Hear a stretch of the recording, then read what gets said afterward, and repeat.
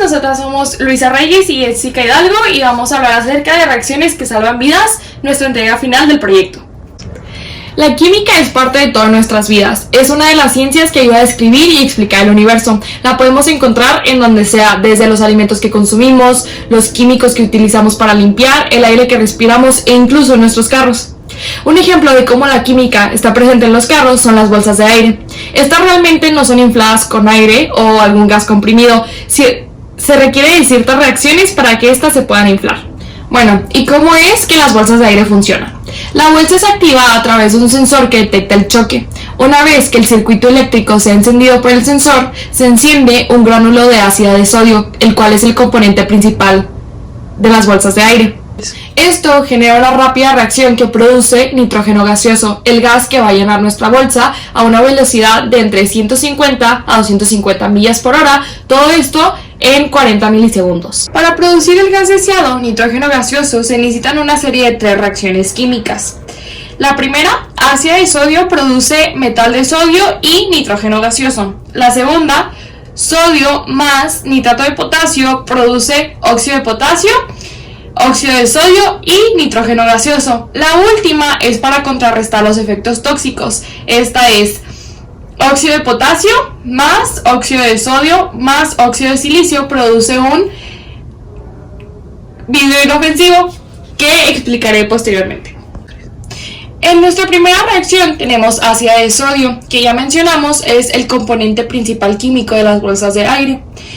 Este es relativamente estable en condiciones normales, pero al someterlo a temperaturas altas de entre 275 grados centígrados a 300 grados centígrados, este se descompone y produce metal de sodio y nitrógeno gaseoso.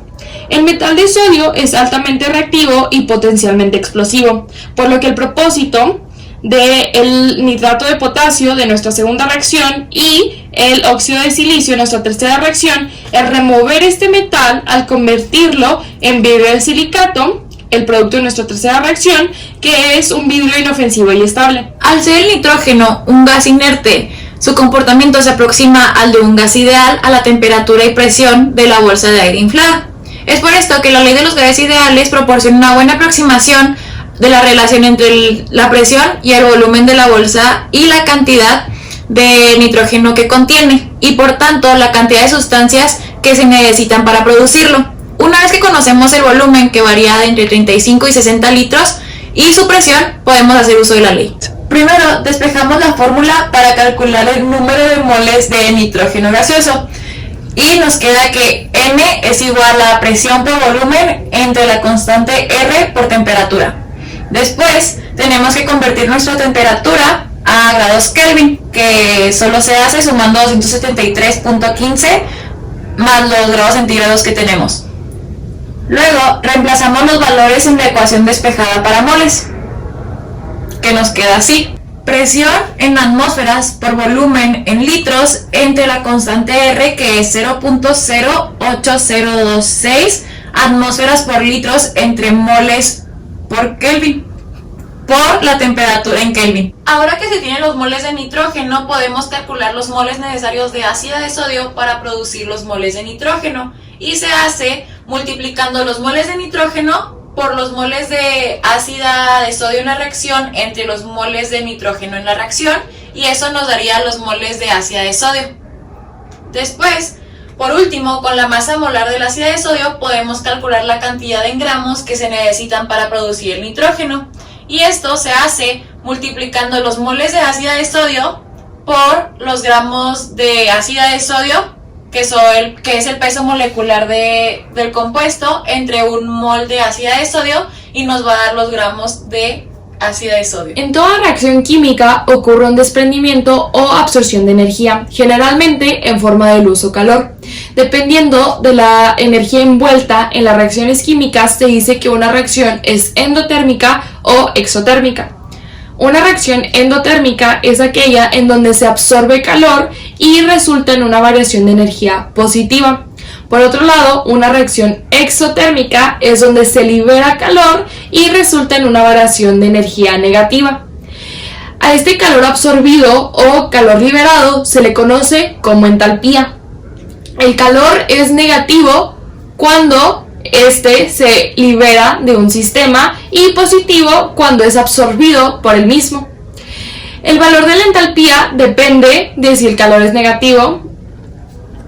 Cuando el valor de la entalpía es negativo, quiere decir que el sistema liberó energía, calor, hacia el entorno.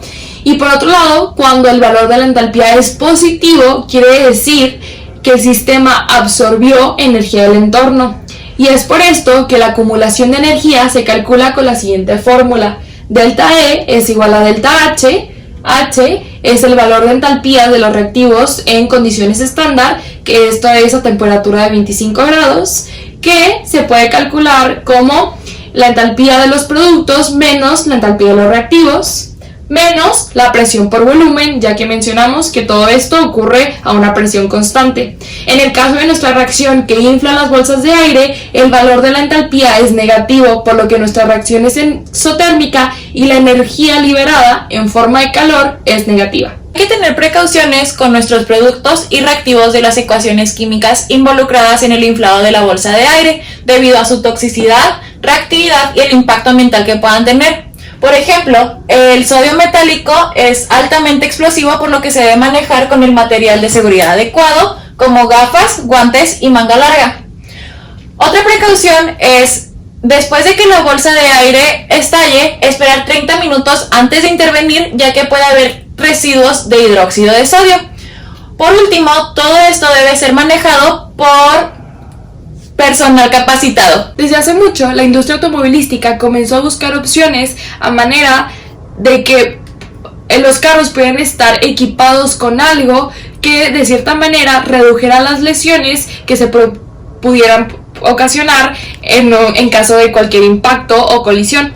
Es por esto que se inventó el airbag, pero antes era un problema, ya que, como mencionamos anteriormente, la explosión debía de ocurrir, el inflado de la bolsa de aire debía de ocurrir en 40 milisegundos y no lograban la forma de hacer esto.